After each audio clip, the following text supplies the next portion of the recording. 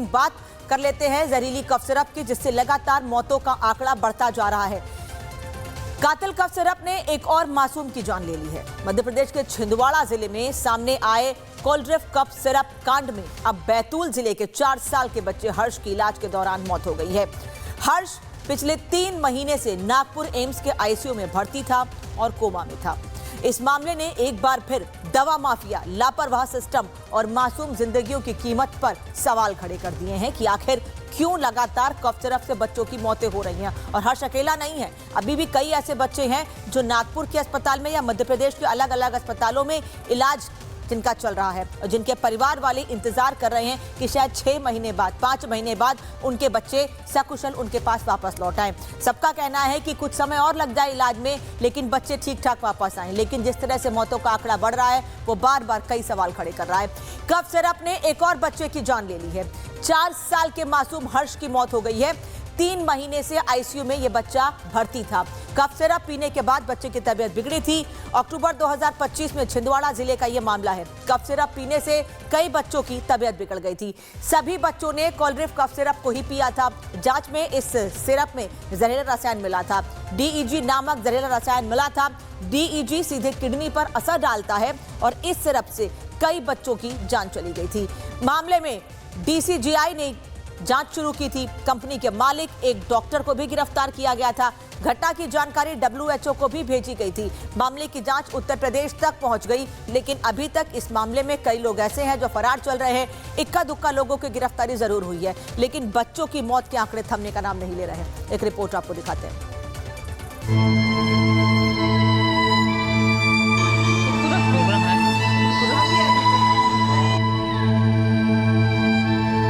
4 साल का हर्ष, जिसे खेलना चाहिए था, माँ की गोद में हंसना चाहिए था, लेकिन वे 3 महीने तक आईसीयू के बेड पर जिंदगी और मौत से जूझता रहा। नागपुर एम्स में इलाज के दौरान आखिरकार रविवार देर रात हर्ष ने दम तोड़ दिया। परिजनों के मुताबिक अस्पताल में भर्ती होने के बाद से ही हर्ष को होश नहीं आया था।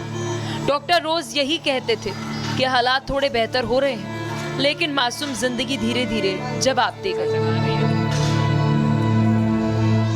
हर्ष बैतूल जिले के टीकाबरी गांव का रहने वाला था। परासिया में कोल्ड्रिफ्ट कफ सिरप पीने के बाद उसकी तबीयत अचानक बिगड़ गई। उल्टियां शुरू हुई और हालात इतने गंभीर हो गए कि उसे आईसीयू में भर्ती कराना पड़ा। 3 महीने से ज्यादा समय तक बच्चा कोमा में रहा, लेकिन वह जिंदगी की जंग नहीं जीत सका।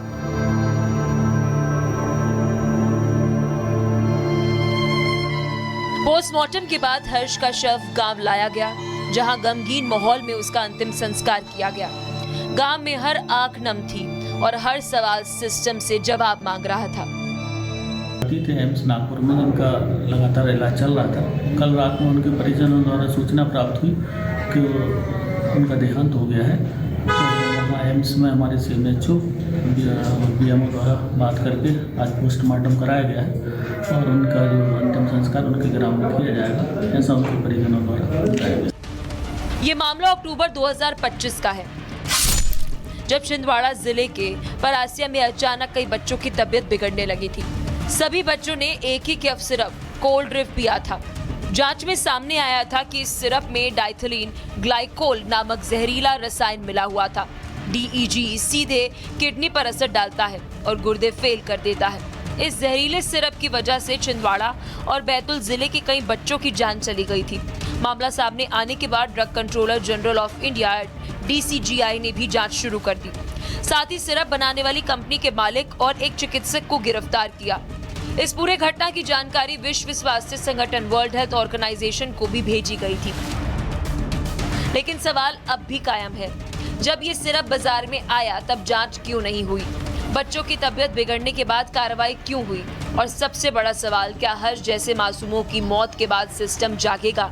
4 साल के हर्ष की मौत सिर्फ एक आंकड़ा नहीं, ये सिस्टम की लापरवाही की कीमत है। एक ऐसी कीमत जो किसी भी गिरफ्तारी या जांच से पूरी नहीं हो सकती।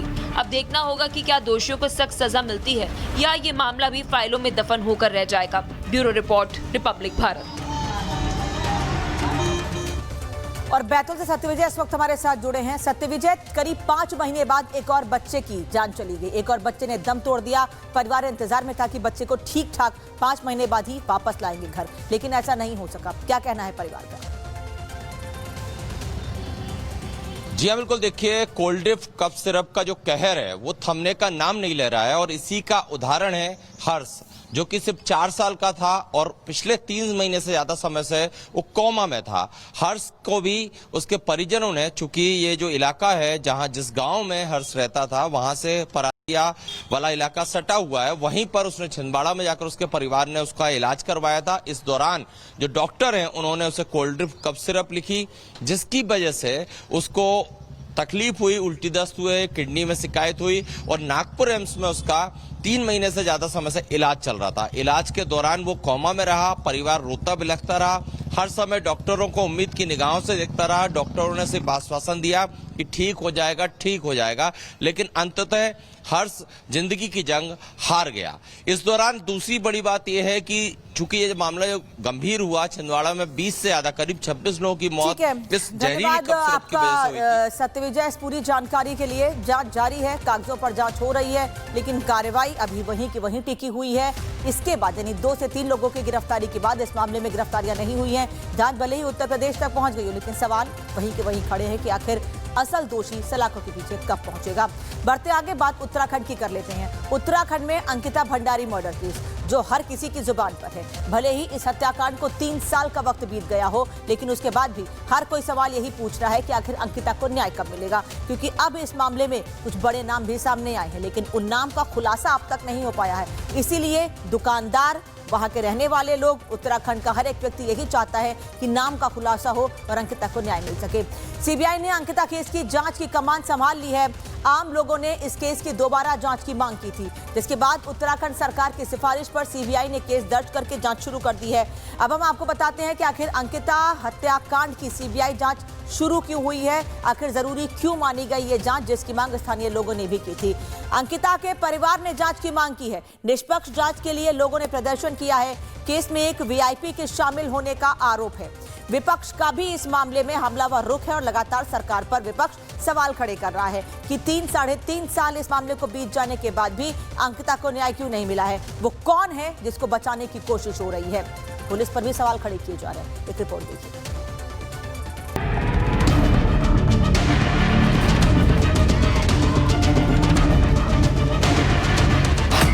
अंकिता भंडारी केस के नए सिरे से जांच शुरू।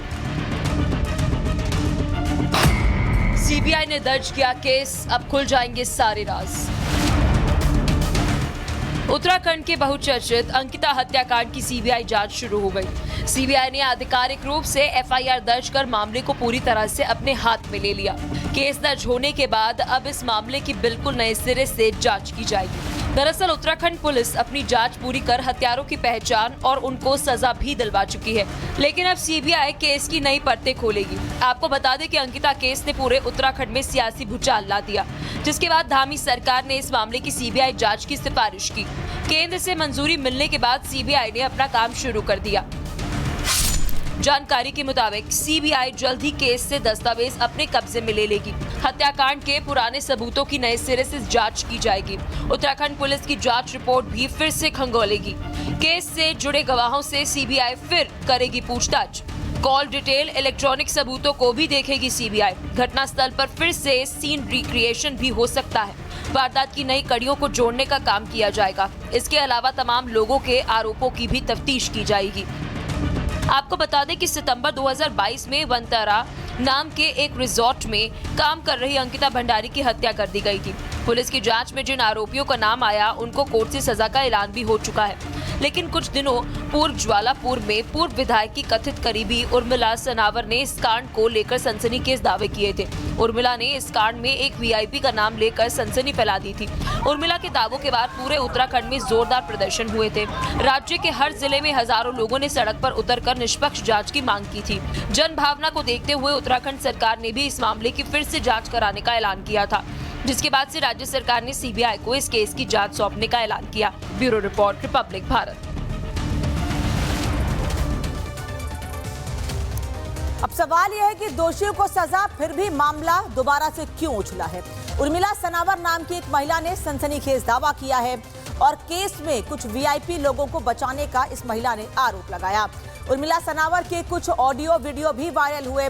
उर्मिला के आरोपों के बाद आम लोगों का गुस्सा फूट पड़ा और उत्तराखंड के जिलों में न्याय की मांग को लेकर प्रदर्शन लगातार हो रहा है। अंकिता के परिवार ने भी निष्पक्ष जांच की मांग उठाई है।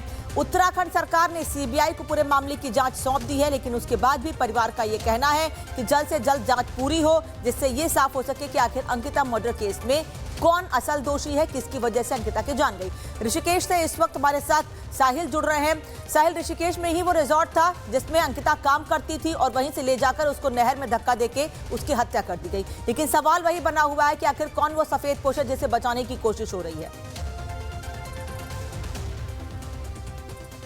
हाँ जी बिल्कुल, जैसे ही वीआईपीज़ के कुछ नाम सामने आए उसके बाद से ही उत्तराखंड के लोगों में आक्रोश देखने को मिला था। अंकिता के परिवार में आक्रोश था कि इस पूरे मामले में जो है सीबीआई की जांच होनी चाहिए। सीबीआई ने सोमवार के दिन जो है दिल्ली के अंदर इस पूरे मामले में मुकदमा दर्ज किया और इस समय सीबीआई उत्तराखंड में मौजूद है और सीबीआई ने अंकिता भंडारी मर्डर केस की जो इन्वेस्टिगेशन है वो शुरू कर दी है। इस वक्त मैं ऋषिकेश के उसी वंतरा रिसोर्ट के